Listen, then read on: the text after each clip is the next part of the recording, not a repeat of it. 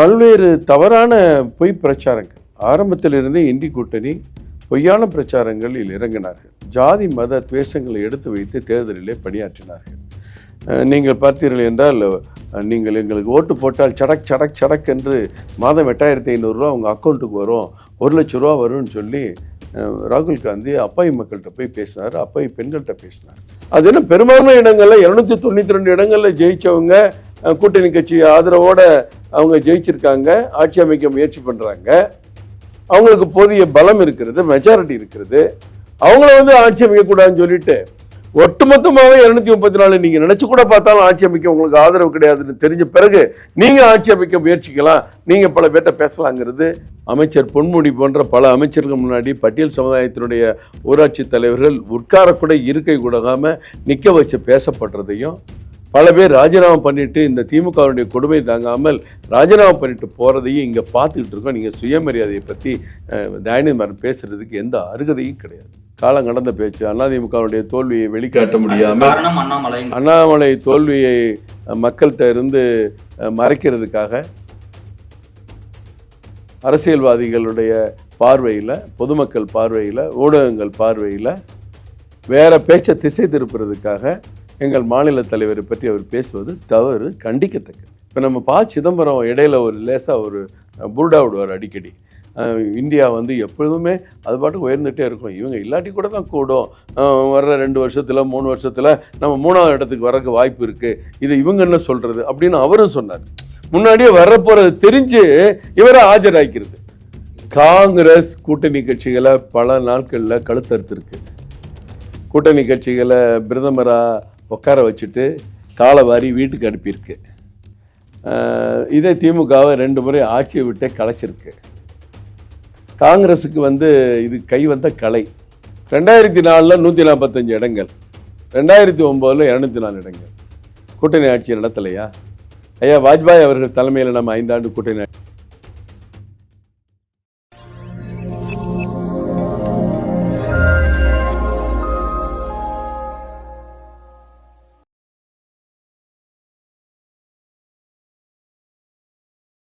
தாமரை நேயர்களுக்கு வணக்கம். இன்று நம்மோடு இணைந்திருக்கும் சிறப்பு விருந்தினர் பாஜகவின் மாநில துணைத் தலைவர் திரு கரு நாகராஜன் அவர்கள். வணக்கம் சார். பாஜக தேர்தலில் எதிர்பார்த்த அந்த ஒரு சீட்டும் வெற்றியும் இந்த முந்தைய தேர்தலை விட இப்போ ரெண்டுமே பார்க்கும்போது கம்மியான ஒரு நிலைக்கு பாஜக சீட்ஸ் தள்ளப்பட்டிருக்கிறது பாஜகவுக்கு ஒரு அதிருப்தியை ஏற்படுத்தியிருக்கா? தமிழ்நாட்டில் கேட்குறீங்களா?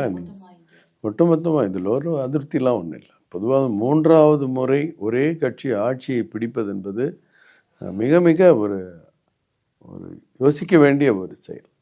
3வது முறை ஆட்சியை பிடிப்பது என்பது எந்த அளவிற்கு நாம் நாட்டு மக்களுக்கு நன்மை செய்திருந்தால் மக்கள் பெருவாரியான அந்த ஆதரவை தருவார்கள் என்பதற்கு கடந்த காலங்களில் நமக்கு நிறைய உதாரணங்கள் இருக்கிறது. பல நாடுகளில் உதாரணம் இருக்கிறது. பல நாடுகளில் ஒரு முறை இருக்கிற ஆட்சி மறுமுறை மாறி விடுகிறது. பல நாடுகளில் நீங்கள் பார்த்துருப்பீங்க.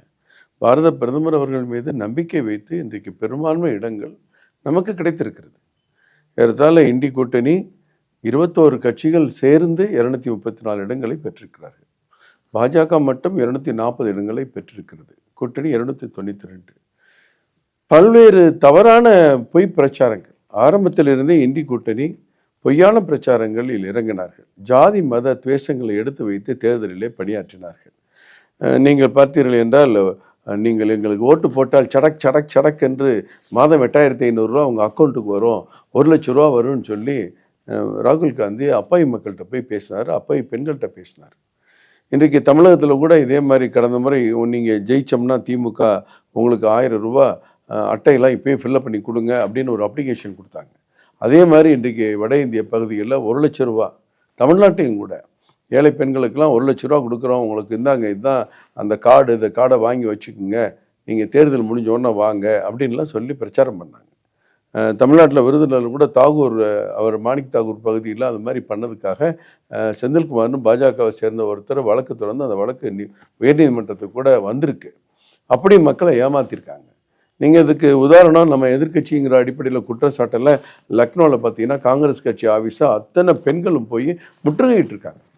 இவங்க கொடுத்த அடையாள அட்டைகள்லாம் எடுத்துகிட்டு போயிட்டு நீங்கள் எப்போ எங்களுக்கு 1,00,000 தரப்போறீங்க, மாதம் 8,500 கணக்கில் வரும்னு சொன்னீங்களே, எப்போ வரும்னு கேள்வி கேட்குறாங்க. அதெல்லாம் நம்ம தேர்தல் யுக்தின்னு எடுத்துக்கலாமா சார்? அதெல்லாம் தேர்தல் யுக்திங்கிறதெல்லாம் எப்படி எடுக்க முடியும்?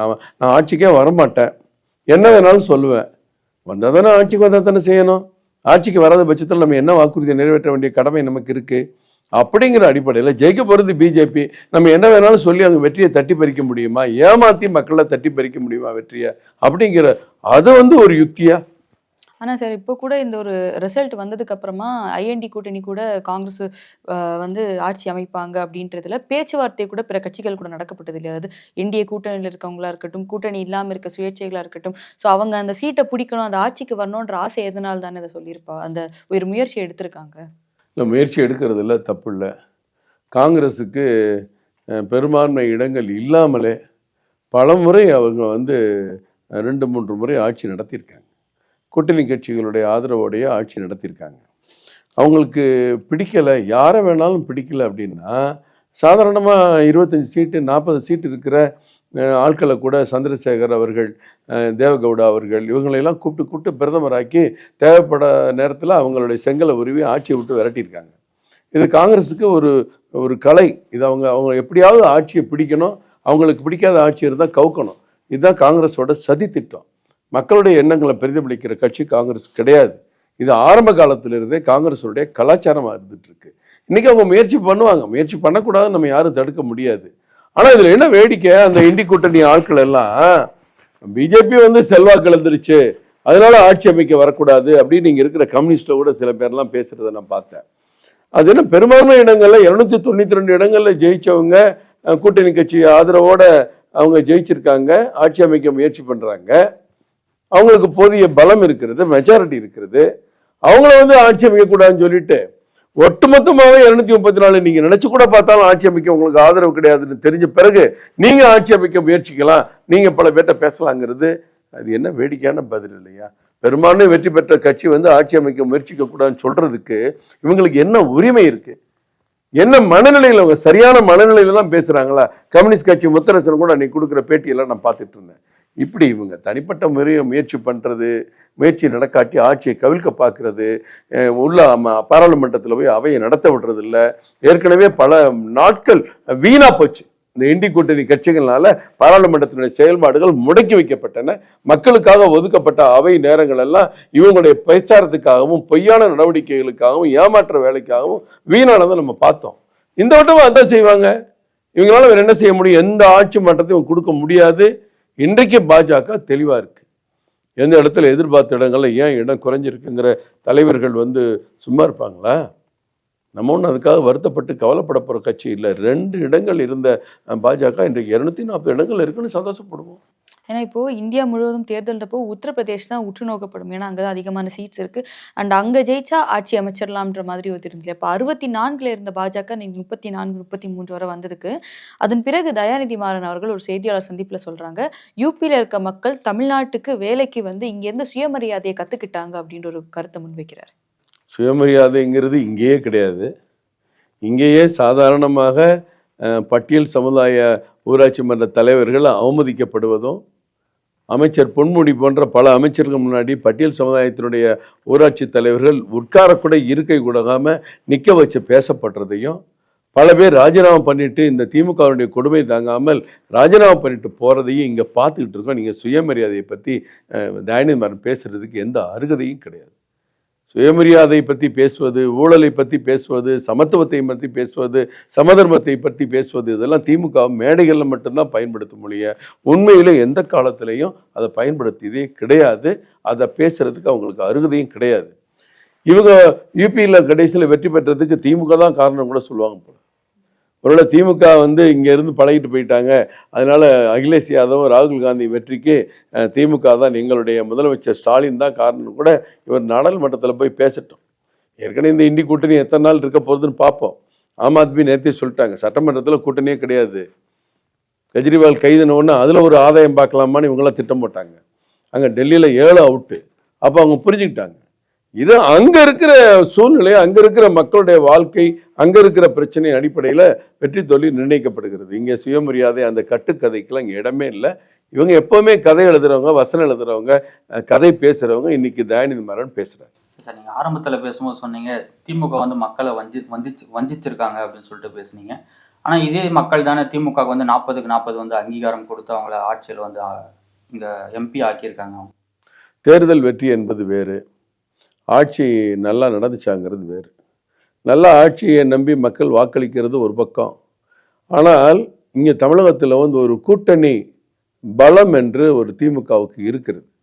அது திமுக ஆரம்பத்திலிருந்தே அந்த அடிப்படையில் கொஞ்சம் கூட பிசகாமல் அந்த காங்கிரஸ், கம்யூனிஸ்ட் கட்சிகள், விடுதலை சிறுத்தை கட்சி, வைகோ கட்சி, சில இஸ்லாமிய அமைப்புகளுடைய கட்சிகள், கொங்கு கட்சிகள் போன்ற எல்லா கட்சிகளையும் ஆரம்பத்திலிருந்தே தக்க வைக்கிறதுல ரொம்ப கவனமாக இருந்தாங்க. இல்லை சிறுபான்மை ஓட்டுகள் எங்களுக்கு தான் கிடைக்கும், எங்களுக்கு தான் கிடைக்குங்கிற ஒரு பிரச்சாரம். ஒவ்வொரு கட்சிக்கும் 1% 2% வாக்குகள் இருந்தால் கூட அதன் மூலம் கிடைக்கக்கூடிய ஒரு 10-15% வாக்குகள் எல்லாம் சேர்ந்து, எல்லா கட்சியும் சேர்ந்து கிடைக்கக்கூடிய ஒரு 10% வச்சுக்கோங்க.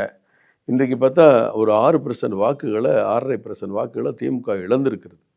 இந்த இழந்த நிலையிலையும் அதே கூட்டணியை தக்க வச்சு அதன் மூலம் கிடைக்கிற வெற்றி வேறு, ஆட்சியினால் மக்கள் பயனடைஞ்சு வெற்றி பெற வச்சாங்கங்கிறது வேறு. இங்கே வந்து இவங்களுடைய கூட்டணி பலம் இன்றைக்கு அவங்க வெற்றிக்கு பயன்பட்டுருக்கு. அதே நேரத்தில் மக்கள் திமுக ஒட்டுமொத்தம் புறக்கணிச்சிட்டாங்கன்னு நான் சொல்லலை. ஆனால் வந்த உடனே மக்கள் தலையில் சுமத்தினது என்ன? சொத்து வரி, மின்கட்டண உயர்வு, நீங்கள் பால் விலை உயர்வு, உங்களுக்கு நில மதிப்பீடு உயர்வு, நில கட்டண பதிவு உயர்வு, இப்படி அவங்க எதில் கை வைக்கலை. மின்சாரத்துலாம் 30%, 40%, 60% வரைக்கும் கை வச்சாங்க. மறுபடியும் என்னமோ அவங்களுக்குள்ள பேசியிருக்காங்களாம், இன்னொரு 6% உயர்த்தணும்னு பேசுகிறாங்களாம். அப்போ இன்னும் மின்கட்டணம் தமிழக மக்கள் தலையில் கூட போகிற ஒரு பயம் ஏற்பட்டிருக்கு. இப்படி தொடர்ந்து ஒரு தவறான ஆட்சி தான் நடத்தினாங்க. சொன்ன தேர்தல் வாக்குறுதி எதையுமே நிறைவேற்றலை. இதெல்லாம் நிறைவேற்றிட்டோம், அதனால எங்களுக்கு வாக்களிச்சாங்க சொல்ல முடியுமா? நீட்டை பற்றி பொய்யான பிரச்சாரத்தை பண்ணிக்கிட்டே இருந்தாங்க. இந்த வட்டம் பாருங்க, இடத்துல 89,000 பேர் பாஸ் பண்ணியிருக்காங்க தமிழ்ல. 89,600, 1.5 லட்சம் பேர் பரீட்சை எழுதுறாங்க. திமுக ஆட்சிக்கு வந்தபோது 1,13,000 பேர் எழுதுனாங்க. இந்த 2 ஆண்டுகள்ல இன்றைக்கு 1,58,000 பேர் எழுதுறாங்க. எவ்வளவு கூடியிருக்கு பாருங்க. தேர்ச்சி பெற்றவங்க மட்டும் 89,000 பேர். இதுல தமிழ்ல எழுதி தேர்ச்சி பெற்றவங்க 33,000 பேர். இப்படி எல்லாத்துலேயுமே பொய்யான பிரச்சாரம், தவறான பிரச்சாரம், மக்கள்கிட்ட சென்டிமெண்ட் பேசி ஏமாத்துறது, மாநில உரிமை, இனவாதம் பேசுறது, உங்களுக்கு ஜாதி அடிப்படையில் பேசுறது, மத அடிப்படையில் மக்களை வேறுபடுத்துறது, இப்படி பல யுக்திகளில் வேணால் அவங்க ஜெயிச்சிருக்கலாம். ஆனால் அது சிறந்த ஆட்சிக்கு கிடைத்த அங்கீகாரம் நான் சொல்லணும். இல்லை சார், எல்லா தொகுதியிலையும் அவங்க வந்து கிட்டத்தட்ட 2 லட்சம் வாக்குகள் வித்தியாசத்தில் தான் அவங்க வந்து வெற்றி பெற்றிருக்காங்க. அப்போ மக்கள் சரியான அங்கீகாரம் கொடுத்துருக்காங்கன்னு தான் நம்ம எடுத்துக்க முடியும். அதான் நான் சொல்கிறேன், நீங்கள் வந்து வியூகத்தின் அடிப்படையில் அவங்க ஜெயிச்சிருக்காங்க. அந்த வியூகம் சரியாக பாஜக அமைக்கலன்னு எடுத்துக்கலாம். அது இல்லை, வியூகம் நம்ம அமைக்கலன்னு யார் சொல்ல முடியும்? நம்ம சரியான வியூகம் தான் அமைச்சோம். இந்த வெற்றி இன்றைக்கு கிடைக்கக்கூடிய தற்காலிக வெற்றிக்கான வியூகமாக இருக்காது, நாளைக்கு கிடைக்கக்கூடிய நிரந்தர வெற்றிக்கான வியூகமாக இருக்கும். அதை நம்ம தவறாக அமைச்சோன்னு சொல்ல முடியாதுல்ல. உங்களுக்கு ஒரு சின்ன உதாரணம் சொல்கிறேன். 2021 பாஜக வந்து கூட்டணி கட்சி பேசுகிறதுக்காக போகிறாங்க. எடப்பாடி பழனிசாமி அவர்கள் மற்ற அங்கே தலைவர்கள்லாம் இருக்காங்க, எல்லாத்தையும் பேசுகிறாங்க. உங்களுக்கு அங்கே எங்கே செல்வாக்கு இருக்குது, அங்கே ஏன் கேட்குறீங்க, நீங்கள் ஏன் இந்த தொகுதியை கேட்குறீங்க, அப்படிலாம் பேசினாங்க. அப்ப இந்த மாதிரி ஒரு தலைகுனிவு பாஜகவுக்கு தமிழ்நாட்டில் இருக்கணுமான்னு எங்க மாநிலத்தில் அண்ணாமலை எடுத்த முடிவு, அதற்கு ஒரு அருமையான அற்புதமான பலன் கிடைக்கும். கூட்டணின்றப்போ விட்டு கொடுத்து போறதானே. இப்ப திமுக எடுத்துக்கிட்டா கூட விசிக ஒரு விஷயம் விட்டு கொடுத்து போறதுக்கு உங்களுக்கு ஒரு தன்னம்பிக்கை வேணும்ல. முதல்ல உங்க மனசுல ஒரு நம்பிக்கை கட்சி தொண்டர்களுக்கு விதைக்கணும்ல. கட்சி நிர்வாகிகளுக்கு ஒரு உயர்ந்த சிந்தனையை, உயர்ந்த பார்வையை, லட்சியத்தை, நோக்கத்தை உருவாக்கணுமா இல்லையா? இன்றைக்கு உதாரணத்துக்கு சொல்கிறேன், வட சென்னை, தென் சென்னை, மத்திய சென்னை, 3 சென்னை மாநகரத்தில் நம்ம இருக்கிறதுனால ஒரு எடுத்துக்காட்டுக்கு சொல்கிறேன். இந்த 3 சென்னையிலையும் தொகுதியில் 16 சட்டமன்ற தொகுதி. இந்த 16 சட்டமன்ற தொகுதியில் 13 சட்டமன்ற தொகுதியில் பாஜக 2வது இடம். மயிலாப்பூரில் 2016 தனித்து நான் போட்டிக்கிட்டேன், நானே அங்கே நின்னேன். அப்போ நான் வாங்கினது 12,000 ஓட்டு, 11,990 ஓட்டு நினைக்கிறேன், 12,000 ஓட்டு இல்லை. ஆனால் இன்னைக்கு அதே மயிலாப்பூரில் 38,990 ஓட்டு. அன்னைக்கு நம்ம தனியாக நின்னோம், இன்னைக்கு தனியாக நின்னோம். கூட்டணி கட்சிகள் இருந்தாலும் மேஜர் நம்ம தான் ரோல் பண்ணுறோங்கிறது உங்களுக்கு தெரியும். அன்னைக்கு நம்ம 12,000 ஓட்டு நிற்கும் போது அன்றைக்கு பாட்டாளி மக்கள் கட்சி இங்கே ஒரு 5,000 ஓட்டு வாங்கியிருந்தாங்க. இன்றைக்கு 39,000 ஓட்டு, 28.74%. நீங்கள் இருக்கிற டி நகரில் 36% ஓட்டு வாங்கியிருக்காங்க. டி நகரில் நமக்கும் திமுகவுக்கும் 5,400 ஓட்டு தான் வித்தியாசம். சட்டமன்ற தொகுதி அடிப்படையில் சொல்கிறேன். இங்கே இருக்கிற ஏடிஎம்கே எங்கன்னே தெரியல. தென்சென்னை தொகுதியில் டெபாசிட் போயிருக்கு. இதை எதுக்கு சொல்றேன்னா, பாருங்க அவங்க தோல்விக்கு நம்ம தான் காரணம் ஆயிட்டோம், பெருமைக்காக சொல்லல. பட் நம்மளுடைய நிலைமை உயர்ந்திருக்குல்ல. அடுத்த ஒரு தேர்தலில் ஒரு கூட்டணியை உருவாகுது. நம்ம தலைமை நினைக்கிற கூட்டணி, மாநில தலைவரே நடத்துறாரு, பேச்சுவார்த்தை நடத்துற அண்ணாமலை அவர்கள்னா, அன்னைக்கு நம்ம கெப்பாசிட்டி என்ன? ஏறத்தாழ 10 இடங்களில் நம்ம 2வது இடம் இருக்கோமேங்கிற அந்த கெப்பாசிட்டி இன்னைக்கு நமக்கு இருக்குல்ல. நாளைக்கு சட்டமன்றத்துக்கு இது எவ்வளவு பெரிய பலமா இருக்கும். கூட்டணி ஆட்சியின் தலைவர் சொல்லியிருக்கிறார்ல. இந்த அடிப்படையில் 13 இடங்கள்ல 2வது இடம் சென்னை மட்டும். இன்னைக்கு தமிழ்நாடு முழுவதும் ஒரு 65 இடங்கள்ல 2வது இடம் இருக்கு அப்படின்னா, அந்த 65 தொகுதியில அதிகமா வேலை பார்த்து பார்த்து பார்த்து மக்கள்கிட்ட போய் ரீச் ஆகி நம்பர் 1 வருவோம். 3வது இடம் பிடிச்சது 2வது இடம் வருவோம்.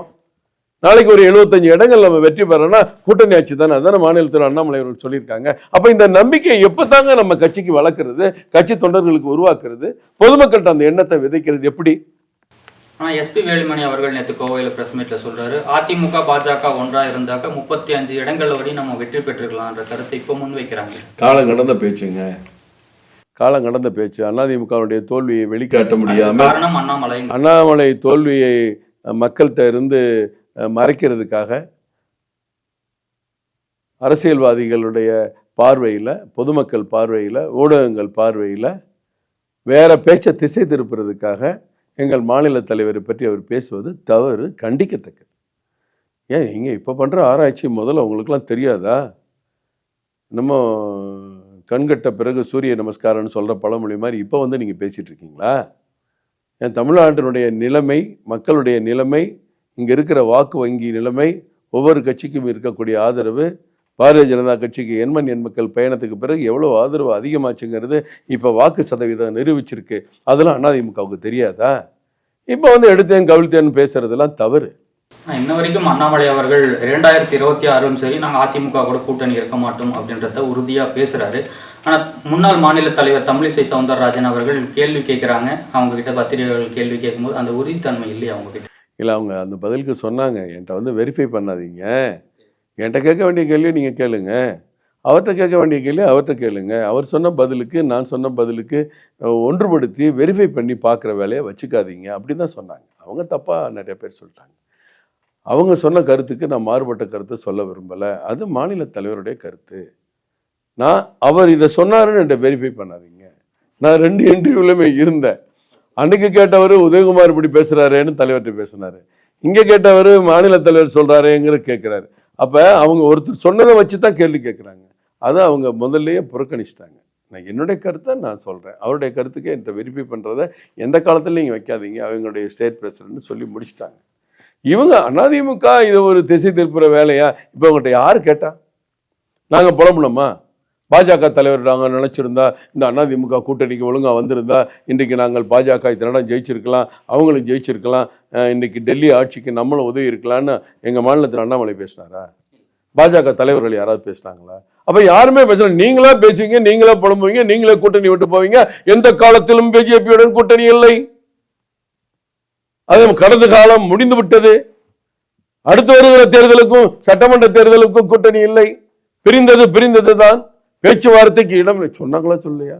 மேடைக்கு மேடை பேசுறதுக்கு என்ன ஒரு விஷயமே இல்லாம எங்களை பத்தி பேசிக்கிட்டு இருந்தாங்க அதிமுக அத்தனை முன்னாள் அமைச்சர்களும், அண்ணன் முன்னாள் முதல்வர் எடப்பாடி பழனிசாமி அவர்களும் பேசலையா? எஸ்டிபி மாநாடுல எப்படி பேசினாங்க? எத்தனை கூட்டத்தில் எத்தனை பேரணியில் அவங்க பேசியிருக்காங்க? பிஜேபி கூட கூட்டணி இல்லை இல்லை, நாங்கள் பிரிந்தது தான், திமுக பொய் சொல்கிறது, அவங்களுக்கும் எங்களுக்கும் ஒட்டுமில்லை உறவுமில்லை பேசிட்டு இப்போ வந்து ஒன்னா இருந்தா 30 இடம் ஜெயிப்போம், 35 இடம் ஜெயிப்போம்னா என்னங்க அர்த்தம்? அப்ப உங்க தோல்வியை மறைக்கிறதுக்கு இந்த மாதிரிலாம் பேசிட்டு இருக்கு. 2026க்கு பாஜக வரணும் அப்படின்றதுக்காக பேசுறதை நம்ம எடுத்துக்கலாம். ஏங்க இப்போ அப்படி பேசலாம், அப்படி என்ன பண்ணுவாங்க? இடையில ஒரு வருஷம் கழிச்சு அதாவது நீங்க கேள்வி கேட்டீங்கன்னா என்னங்க தேர்தல் கூட்டணி வருமா? அது தேர்தல் அறிவித்த பிறகு பார்த்து கொள்ளலாம் அப்படிங்கிறது எல்லா அரசியல்வாதிக்கும் வாடிக்கையா இருக்கு. அதை இப்போ உறுதிப்படுத்துவாங்களா? அதெல்லாம் பார்ப்போம். காலம் எத்தனையோ மாற்றத்தை காலம் கொடுத்துக்கிட்டே இருக்கு. மாற்றம் ஒன்று தான் மாறாதது. எங்கள் தலைவருடைய முயற்சி, அண்ணாமலையுடைய முயற்சியில் கட்சி அடிப்படையிலேருந்து வளர்ந்துருக்கு. நான் திருப்பி ரிப்பீட் பண்ணி உங்களுக்கு சொல்கிறேன். 2021 பேச்சுவார்த்தைக்கு, 2019 பேச்சுவார்த்தைக்கு இவங்க கூட்டணி போகும்போது அங்கே என்ன இருக்குது, இங்கே என்ன இருக்குது, ஈரோடில் உங்களுக்கு என்ன இருக்குது, தென் சென்னையில் என்ன இருக்குது, மத்திய சென்னையில் எங்கே இருக்குது, அந்த தொகுதியில் ஒன்றும் இல்லை, இந்த தொகுதியில் ஒன்றும் இல்லைன்னு சொல்லிகிட்டே பேச்சுவார்த்தை நடத்தின தலைவர்கள் எந்த கட்சி இனிமேல் அப்படி பேச முடியுமா? அதுதாங்க இப்போ வெற்றி. அந்த வெற்றியை கொண்டாடுவோம். நம்ம நிலைமை இன்னைக்கு சீரடைஞ்சிருக்கோம். நம்மளை நாமே நம்ம குடும்பத்தை வச்சு காப்பாற்ற முடிகிற நம்பிக்கை இன்னைக்கு உருவாயிருக்கு. அந்த நம்பிக்கை உருவாக்குனது எங்கள் தலைவர் அண்ணாமலை. ஆனா இன்னொரு விதத்துல பார்த்தா இங்க ஒரு சந்தேகம் என்ன எழுதுன்னா, அண்ணாமலை அவர்களே சொல்லியிருக்காங்க, தலைமை அதாவது மத்திய தலைமை என்ன சொல்லுதோ அதான் நான் கேட்கிறேன். மத்திய தலைமை நிக்க சொன்னா நிப்பேன், மத்திய தலைமை கூட்டணி வைக்க சொன்னா நாங்க வைப்போம், அவங்களோட இதுல தான். ஆனா இப்போ அவர் கொடுத்த பிரஸ் மீட்ல வந்து அப்படி அதிமுக கூட கூட்டணி வைக்கிற மாதிரி இருந்தா அந்த மாநில தலைவர் வேற ஒருவராக தான் இருப்பாரு, நான் வைக்க மாட்டேன், ஒரு மாநில தலைவரா நான் இருந்தா கூட்டணி இருக்காது, ரொம்ப ஸ்ட்ராங்கா அவர் சொல்றாரு அப்படின்னா, ஒருவேளை அடுத்த தேர்தலில் அவரே தலைவரா இருக்காரு, மத்திய தலைமை வந்து கூட்டணி வேணும்னு கேட்ட அண்ணாமலை அவர்கள் என்ன செய்வார்? இல்ல அப்படி ஒரு கற்பனையான கேள்விக்கெல்லாம் நீங்கள் சிந்திக்க வேணாம். அப்படி அவர் தெளிவாக சொன்னார். என்ன சொன்னார்? எனக்கு இந்த பதவியை கொடுக்கும்போது என்ன அசைன்மெண்ட் கொடுத்தாங்களோ அதை நான் செய்து கொண்டிருக்கிறேன். அதுலேயும் முடிஞ்சு போச்சு. பார்ப்போம், போக போக பார்ப்போம். அதே மாதிரி நேற்று நம்ம பார்க்குறோம், கங்கனா ரனாவத் அவர்கள், அதாவது பாஜகவின் எம்பி மண்டி தொகுதியில், அவங்கள வந்து ஒரு செக்யூரிட்டி வந்து அறையிறாங்க. அதுக்கு அவங்க சொல்கிற இது என்னன்னா, பிரச்சாரத்தின் போது கங்கனா அவர்கள் வந்து 200 ரூபாய் 100 ரூபாய் வாங்கிட்டு தான் இங்கே வந்து காலிஸ்தானிகள் வந்து விவசாயிகள் போல இருக்காங்க, அதாவது காசு வாங்கிட்டு போராட்டம் பண்ணுறாங்கன்னு சொல்லியிருந்தாங்க. என் அம்மாவும் அங்கே போராட்டம் பண்ணாங்க, அவங்க பேசின அந்த ஒரு பேச்சினால தான் அந்த மாதிரி ஒரு செயல் என்கிட்ட வந்தது அப்படின்னு சொல்கிறாங்க. அவங்க அரைஞ்சது வந்து ரொம்ப தவறான ஒரு விஷயமா இருந்தாலும் கங்கனா ரனாவத் அன்னைக்கு அப்படி பேசினதுனால தானே, தன்னோட தாயும் ஒரு விவசாயியாக அங்கே இருந்ததுனால தானே அவங்க மொத்தமாக எல்லாரையும் காலிஸ்தான்கள் காசு வாங்கிட்டு கூலிப்படை போல் இருக்காங்கன்னு சொன்னது தானே பிரச்சனை. அதாவதுங்க, ஒரு போராட்டத்துக்கு அழைத்துட்டு போகிறவங்க எதுக்காக அழைச்சிட்டு போகிறாங்க, போராட்டத்தினுடைய நோக்கம் என்ன, லட்சியம் என்னன்னு பல பேருக்கு தெரிகிறதே கிடையாது. பொதுவாக இந்த மாதிரி பத்திரிகை ஊடகங்களில் எப்படி செய்தி சொன்னால் அது முரண்பட்ட கருத்தாக அமையும், எப்படி செய்தி சொன்னால் கங்கனா அவங்கள வந்து நம்ம தாக்குதல் நடத்தியதுலேருந்து தண்டனையிலேருந்து நம்ம தப்பிக்க முடியும் அப்படின்னு சிந்திச்சு பேசுகிற அளவுக்கு இன்றைக்கி மக்கள் தெளிவாக இருக்காங்க. ஒரு சின்ன உதாரணம் சொல்கிறேன். இந்த கருக்கா வினோத்னு ஒருத்தர் இருக்கான் பாருங்க, கவர்னர் மாளிகையில் கொண்டு போட்டான், பாஜக ஆஃபீஸில் போட்டான். அவன் ஒரு காரணம் சொன்னான், ஆச்சரியமா நானே மிரண்டு போயிட்டேன். அட பாவிங்களா, இப்படிலாம் யோசிக்கணும். அவன் பொண்ணு என்னமோ நீட்டு எழுதாமல் நீட்டுங்கிறது பரீட்சை, என் பொண்ணு ஏதோ டாக்டர் ஆகிறதுக்கு ஏதோ சொன்னான், தங்கச்சி யாரோ அதுக்கு தடையாக இருக்குது, அதை கொண்டு வந்ததுனால என்ன ஒரு கற்பனையில் ஒரு குற்றச்சாட்டை சொல்கிறான். கடைசியில் அவனை ஜாமீன் எடுத்த அம்மா இப்போ உங்களுக்கு பிரச்சனையை பார்த்துருப்பீங்க, படிக்கிற பள்ளி மாணவிகளை வச்சு விபச்சாரத்தில் அந்த குழந்தைகளை ஏமாற்றி தொழில் செய்கிற ஒரு கூட்டத்தோடு இணைந்து, அப்படி இருக்கிறவங்க இவரை வந்து ஜாமீன் எடுக்கிற அளவுக்கு இருக்கக்கூடிய ஒரு கூட்டம் எதை பற்றி பேசுது? நீட்டை பற்றி பேசுது. தமிழ்நாட்டில் இதை பேசுனா ஈஸியாக தப்பிச்சுக்கலாம், மீடியாலாம் பெருசாக போடுவாங்க. அந்த கருக்கா வினோத் பெரிய தியாகி, நீட்டுக்கு எதிராக பெட்ரோல் கொண்டு வீசினான்னு சொல்கிறதுக்கு அந்த மாதிரி அந்த அம்மா சொல்லாதுன்னு என்ன நிச்சயம்? இல்லை சார், நீங்கள் சொல்கிற அந்த சம்பவத்தை படி பள்ளி மாணவர்களை வந்து நிறைய பாலியல் தொழில் வந்து ஈடுபடுத்தியிருக்காங்கன்னு சொல்லிட்டு அந்த சம்பவம் நாங்களும் பார்த்தோம். செய்தி ஊடகங்கள்ல அந்த செய்தி வந்து பெருசாக விவாதிக்கப்படலை, எதிர்கட்சிகளும் பெருசாக அதை பேசலை. இதே கலாஷ் யாத்ரா போன்ற பள்ளிகள்ல சம்பவம் நடக்கும்போது காவல்துறையே முன் வந்து நம்பர் எல்லாம் கொடுத்து யார் யார் பாதிக்கப்பட்டிருக்கீங்களோ வந்து புகார் கொடுங்கன்னு சொன்னாங்க. இந்த கேஸ்ல நேரடியாக குண்டாஸ் போட்டு உள்ள சொல்லிட்டு எந்த ஒரு விசாரணையும் நடக்கல. நீங்க எப்படி பாக்குறீங்க? நிச்சயமா அதுக்கு விரிவான விசாரணை வேணுங்க. நான் கண்டிப்பா தாமரை டிவி மூலம் நான் சொல்றேன், இந்த சம்பவத்துக்கு விரிவான விசாரணை வேண்டும். பாதிக்கப்பட்ட பெண்கள் ரகசியமாக விசாரிக்கப்பட வேண்டும். பல வழக்குகளை மக்களுக்காக தானாக முன் வந்து எடுக்கிற உயர்நீதிமன்ற நீதிபதிகள் யாராவது ஒருவர் இந்த வழக்கை தானாக முன் வந்து விசாரணைக்கு எடுத்து ரகசியமான முறையிலே அந்த உண்மையிலே ஏமாற்றப்பட்டு வஞ்சிக்கப்பட்டு மோசடிக்கு உள்ளாக்கப்பட்ட மாணவிகளுடைய வாழ்க்கைக்கு தவறான வழிகாட்டிய நபர்கள் மீது நிரந்தரமான ஒரு தக்க தண்டனை நம்ம கொடுக்கணும். இன்னமும் பல பள்ளி மாணவிகள் இந்த மாதிரி ஏமாந்தாம இருக்கிறதுக்கு நீதிமன்றம் வழிகாட்டணும், தமிழக அரசு வழிகாட்டணும், பள்ளி கல்வித்துறை வழிகாட்டணும். எப்படி இது நடக்குதுங்கிறது ஒரு எல்லார் வீட்லயும் பெண்கள் இருக்கத்தானே செய்யறாங்க, பெண் குழந்தை இருக்கத்தானே செய்யறாங்க. இப்படி ஏமாத்தி வஞ்சிக்கப்பட்டு ஒரு பெண் குழந்தை பாதிக்கப்பட்டா அவங்க வாழ்க்கை என்ன ஆகும்? மிகப்பெரிய தண்டனை கொடுக்கணும். இது சாதாரண விடக்கூடாது. இதை வந்து வழக்க பெருசா விசாரணை பண்ணி ஆரம்பத்திலிருந்து எவ்வளவு பேர் பாதிக்கப்பட்டாங்க, எப்படி தண்டிக்கப்படணும் அப்படிங்கிறத நீதிமன்றம் வழிகாட்டணும். தமிழக அரசுக்கு, தமிழக கல்வித்துறையும் முதலமைச்சரும் இதுக்கு முழுமையாக அவங்களுக்கு உதவி செய்யணும். நீதிமன்ற விசாரணைக்கு உதவி செய்யணும். அல்லது தமிழக அரசே ஒரு உயர்நீதிமன்ற ஓய்வு பெற்ற நீதிபதியை நியமிச்சு இதுக்கு ஒரு விசாரணை கமிஷன் அமைக்கணும். இப்படி தவறுகள்லாம் பண்ணுவான், அப்படி பண்றவன் நீட்டை பத்தி பேசிட்டு ஒதுங்கி போயிடுவான், ஊரை ஏமாத்திட்டு இருப்பான். அப்படித்தான் அங்க நடந்திருக்குன்னு நான் நினைக்கிறேன். அந்த சம்பவத்தால பாதிக்கப்பட்ட பல பெண்கள் வந்து பொது தேர்வை எழுதாம வந்து அவங்க எல்லாம் புறக்கணித்து பொது தேர்வு எழுதுறதுக்கான வாய்ப்பே கிடைக்கல அப்படின்ற செய்திகளும் நம்ம பார்க்கணும். பொது தேர்வு தாராளமாக எழுதலாம், பிரைவேட்டாக எழுதலாம், திரும்பி எழுதுறதுக்கு நிறைய வாய்ப்பு இருக்கு. இந்த விசாரணையெல்லாம் முடிந்த பிறகு அந்த பிள்ளைகளுடைய கல்வி தொடர்வதற்கு அரசாங்கமே ஏற்பாடு செய்யணும். அதை விட என்ன வேலை தமிழ்நாடு அரசுக்கு? அடுத்து பாஜக மாநில தலைவர் அண்ணாமலை அவர்கள் கோவையில் வெற்றி பெறுவாங்க அப்படின்னு சொல்லிட்டு செய்திகள் வந்து பேசப்பட்டது. ஆனால் அவர் தோல்விக்கு அப்புறம் வந்து அவருடைய படத்தை மாட்டி ஆடு வெட்டுற சம்பவங்கள்லாம் அங்கே அரங்கேருக்கு. நீங்கள் எப்படி பார்க்குறீங்க அந்த சம்பவம்? இதை விட ஒரு கேவலமான செயல் எங்கேயுமே நடக்க முடியாது. கட்சி நிர்வாகிகள் அங்கே புகார் கொடுத்துருக்காங்க. எந்த ஊரில் நடந்துச்சோ அங்கே புகார் கொடுத்துருக்காங்க. போலீஸ் விசாரிக்கிறோம், நடவடிக்கை எடுக்கிறோம் என்று சொல்லியிருக்கிறாங்க. முதல்ல இது முடியட்டும். நாளை மறுநாள் பதவியேற்பு விழா முடிந்தவுடனே இந்த விஷயத்தை நம்ம சும்மா விட போகிறதில்லை. காவல்துறை அதற்கு தக்க நடவடிக்கை எடுக்காவிட்டால், நடவடிக்கை எடுக்காத வரை பாஜக ஓயாது. இது மாதிரி ஒரு காட்டு மிராண்டித்தனத்தை தமிழ்நாடு பார்த்ததில்லை. எவ்வளவு ரத்த வெறி பிடிச்சிருந்தா இந்த மாதிரி பண்ணுவாங்க. முதலமைச்சர் எல்லாரும் கண்டிச்சிருக்கணும். முதலமைச்சர் இதுக்காண்டி நடவடிக்கை எடுக்க சொல்லி அறிவுறுத்தி இருக்கணும். இதெல்லாம் கண்டு காணாம இருக்கிறது இந்த மாதிரி வன்முறை செயலில் ஈடுபடுறதுக்கு எல்லாரையும் தூண்டி விடுறது சமமாயிடும். என்ன வெறி இருந்தா நீ ஆட்டை வெட்டிட்டு கோஷம் போடுவ. மிகப்பெரிய கொடுமை. இதை நான் வன்மையாக கண்டிக்கிறேன். இதை நம்ம சும்மா விட போறதில்லை. நாளை மறுநாளுக்கு பிறகு இதை பற்றி நான் பேசுவேன். பிரதமர் மோடி அவர்கள் இன்னும் பதவி ஏற்கல. அதுக்கு முன்னாடியே வந்து ராகுல் காந்தி அவர்கள் ஒரு மிகப்பெரிய ஊழல் குற்றச்சாட்டை வந்து வச்சிருக்காரு. தேர்தல் கருத்து கணிப்பு மூலயமா வந்து பிரதமர் மோடி அவர்களும் உள்துறை அமைச்சர் அமித்ஷா அவர்களும் மிகப்பெரிய ஊழல்களில் வந்து ஈடுபட்டிருக்காங்க அப்படின்னு சொல்லிட்டு சொல்லியிருக்காங்க. இல்லை, அவங்க பங்குச்சந்தையை பற்றி பேசுகிறாரு. அது பங்குச்சந்தை என்பது ஒட்டுமொத்தமாக இந்தியாவினுடைய பொருளாதாரம் சார்ந்த பிரச்சனை. தொழில், உற்பத்தி, வணிகம், அந்நிய செலாவணி இதெல்லாம் பார்க்கும்போது ஒரு அமைதியும் வளர்ச்சியும் இருக்கிற நாட்டில் பங்குச்சந்தை வளர்ச்சி அடையும். அதை நிறைய பங்கு சந்தையை பொறுத்த வரைக்கும் பல காலங்களில் சாதாரண நாட்கள்லேயே விலை கூடும் குறையும். பங்குச்சந்தை வீழ்ச்சி, கரடி பிடித்து விட்டது, காலை முட்டுகிறதெல்லாம் நீங்கள் பார்த்துருப்பீங்க. இன்றைக்கி பாரத பிரதமர் அவர்கள் இதை பற்றி சொன்னார். நிர்மலா சீதாராமன் இதை பற்றி சொன்னாங்க. சொல்கிறதுக்கு அவங்க சொல்கிறதுனால அங்கே தவறு நடக்கிறதுன்னு இல்லை. ஏற்கனவே 11வது இடத்துல காங்கிரஸ் கட்சி ஆட்சியில் இருந்தபோது 11வது இடத்துல இருந்த பொருளாதாரம் இன்றைக்கு 5வது இடத்துல உயர்ந்திருக்கிறது. இன்னும் 3 ஆண்டுகளில் 3வது இடத்துக்கு உயரும். அதுக்கு 2 உதாரணம் சொல்கிறேன். முன்னு இந்த தேர்தல் காலத்தில் கூட கடந்த 3 மாத காலாண்டு காலத்தை எடுத்து பார்த்தோமே ஆனால் நம்ம ஜிடிபி 8.2% உயர்கிறது. ஆர்பிஐயோட அவங்களுடைய இலக்கே 7.6 தான். ஆர்பிஐயோட அந்த கணிப்பை தாண்டி கூடுதலாக 8.2% உயருது. இப்போ நம்ம சிதம்பரம் இடையில ஒரு லேசாக ஒரு புருடா விடுவார் அடிக்கடி. இந்தியா வந்து எப்பொழுதுமே அது பாட்டுக்கு உயர்ந்துகிட்டே இருக்கும், இவங்க இல்லாட்டி கூட தான் கூடும், வர்ற 2 வருஷத்தில் 3 வருஷத்தில் நம்ம 3வது இடத்துக்கு வரக்கு வாய்ப்பு இருக்குது, இது இவங்க என்ன சொல்கிறது அப்படின்னு அவரும் சொன்னார். முன்னாடியே வரப்போறது தெரிஞ்சு இவரை ஆஜராக்கிறது.